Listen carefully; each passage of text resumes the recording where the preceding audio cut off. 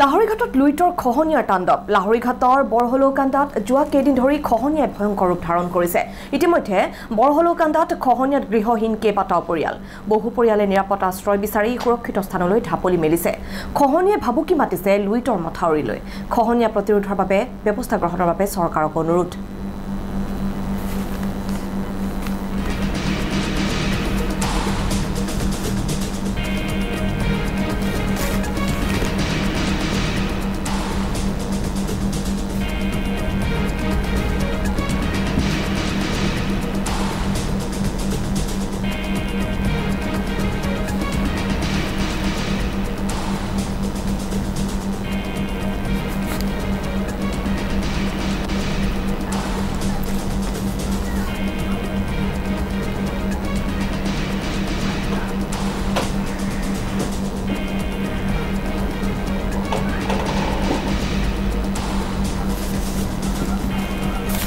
আৰু আমি এই দৃশ্য আপোনালোকক দেখুৱাইছোঁ আৰু এই খহনীয়া প্ৰতিৰোধৰ বাবে ব্যৱস্থা গ্ৰহণৰ বাবে চৰকাৰক অনুৰোধ জনাইছে স্থানীয় ৰাইজে লাহৰীঘাটত লুইতৰ খহনীয়াৰ এই তাণ্ডৱ দেখিবলৈ পোৱা গৈছে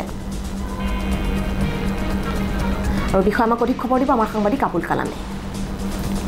পানী বৃদ্ধি পোৱাৰ লগে লগে আৰম্ভ হৈছে খহনীয়াৰ তাণ্ডৱ এই মুহূৰ্তত মই উপস্থিত আছোঁ লাহৰীঘাটৰ বৰহলৌকান্দা অঞ্চলত এই বৰহলৌকান্দা অঞ্চলত যোৱা কিছুদিন ধৰি খহনীয়াৰ তাণ্ডৱত হাহাকাৰ লাগিছে নৈপৰীয়া ৰাইজৰ কেমেৰা পাৰ্চন বাহিৰলৈ দেখুৱাব কিদৰে গৰাখহনীয়াৰ ভয়ংকৰ তাণ্ডৱ এইদৰে বৃহৎ ফাট মিলিছে আৰু হয়তো কিছু মুহূৰ্তৰ পিছতে এই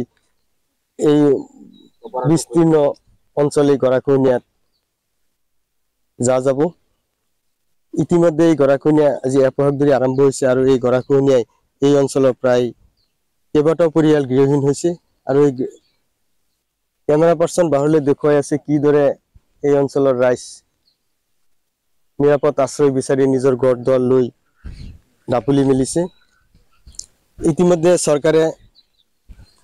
এডিপিৰ 250 কোটি টকীয়া আঁচনি আৰম্ভ কৰিছে যদিও এই বৰখুন্দ অঞ্চলত এই আঁচনি ঢুকি পোৱা নাই যাৰ বাবে এই অঞ্চলত এক গৰাখহনীয়া এক ভয়ংকৰ ৰূপ ধাৰণ কৰিছে এইদৰে এই গৰাখহনীয়া অব্যাহত থাকিলে হয়তো 2-4 দিনৰ পিছতেই কেইবা শতাধিক পৰিয়াল গৃহহীন হ'ব স্থানীয় ব্যক্তি আছে তেখেতসকলৰ পৰা জানিব বিচাৰিম কি ক'ব গৰাখহনীয়াৰ এক ভয়ংকৰ তাণ্ডৱ এই অঞ্চলত গৰাখহনীয়াটো ইয়াৰ পৰা বহুত দিনৰ পৰা চলি আছে হয়তো যি ধৰণে গৰাখহনীয়া চলি আছে যদি এই ধৰণে চলি থাকে হয়তো আৰু 2-4 দিনৰ ভিতৰত এই বৰহলৌকান্দা যিটো অঞ্চল আছে বৃহৎ অঞ্চলটো হয়তো গুচি যাব ব্ৰহ্মপুত্ৰ নদী মাথাউৰিও হয়তো টিকি থাকে না নাথাকে সন্দেহ আছে কেইদিন ধৰি গৰাখহনীয়া চলি আছে এই অঞ্চলত যেতিয়া নাকি নদীৰ পানী যেতিয়া বাঢ়িছে তেতিয়াৰ পৰাই গৰাখহনীয়া আৰম্ভ হৈছে দেখা গৈছে এক বৃহৎ ফাট মিলিছে এইটো প্ৰত্যেক দিনে ফাট মিলি আছে আৰু চপৰা খুলি আছে বৃহৎ অংশ গুচি যাব এয়া চাওক এটা চপৰা কিমান ডাঙৰ চপৰা ধৰিছে এইটো পৰিলে আকৌ পিছফালে আকৌ এটা চপৰা ধৰিব এনেকে চপৰা খৈ গৈ আছে অবিৰাম গতিত গৈ আছে আৰু মানুহে ঘৰ দুৱাৰ ভাঙি পেলাই যোনে য'ত নিৰাপদ ঠাই পাইছে নিৰাপদ আশ্ৰয় পাইছে তাতে গুচি গৈছে এনে কিমান মানুহ গৃহহীন হৈছে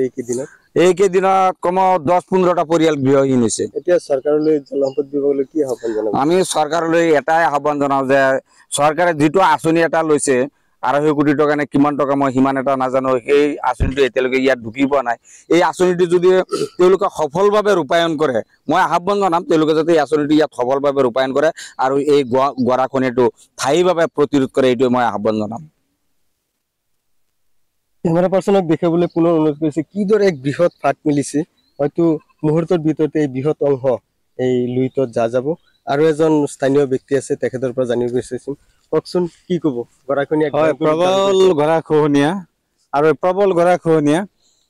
ইয়াৰ পৰা এইটো বৰহলৌকান্দা অঞ্চল মানুহ গৃহহীন হৈ আছে আৰু হৈ গৈছে অলৰেডি আৰু পৰিয়াল গৃহহীন হ'ব যেনেকুৱা যি হাৰত মানে প্ৰবল গৰাখহনীয়া লাগিছে মাথাউৰিলৈ আৰু বেছি দূৰ নাই 500 মিটাৰ মান আছে এইবাৰ এই মাথাউৰিখনো খহাই লৈ যোৱাৰ সম্ভাৱনা আছে গতিকে আমি অসমৰ বান নিয়ন্ত্ৰণ বিভাগ অসম চৰকাৰক অনুৰোধ জনাইছোঁ যাতে অতি সোনকালে আমাৰ এই গৰাখহনীয়া অঞ্চলৰ মানে স্থায়ী বান প্ৰতিৰোধৰ ব্যৱস্থা কৰি দিয়ে তাৰ বাবে আমি এই অঞ্চলৰ হৈ আপোনালোকৰ নিউজ চেনেলৰ যোগেদি অসম চৰকাৰক আহ্বান জনাইছে। এইটো দেখা গৈছে বহুত মানুহ নিৰাপদ স্থানত দাপলি মেলিছে গৰাখহনীয়া ভয়ংকৰ ৰূপ দেখি। হয়, উপায় নাই, মানুহ যাব লাগিব অতত। মানুহে মাটি ভাড়া লৈ অলপ অলপ 1 কঠা 2 কঠা মাটি কিনি ইয়াৰ পৰা মানুহ গুচি গৈ আছে। দেখা গৈছে টেঙাগুৰি কছাৰীগাঁৱত কাম চলি আছে, টেঙাগুৰি 250 কোটি টকা এডিবি যিটো আঁচনি। হয়, টেঙাগুৰি কছাৰীগাঁৱত 300 মিটাৰমান কাম হৈছে, নোহোৱা নহয়। যিখিনি হৈছে সেইখিনি চেপ, বাকী সেই কাম হোৱাৰ পশ্চিম ফালে খহাই আছে। এইদৰে গৰাখহনীয়া অব্যাহত থাকিলে দেখা গৈছে মথাউৰিলৈ এক বাগুতি আহিছে। একেবাৰে 100% নিশ্চিত এইদৰে গৰাখহনীয়া থাকিলে এইবাৰেই মথাউৰিখন ভাগি যোৱাৰ সন্দেহ আছে।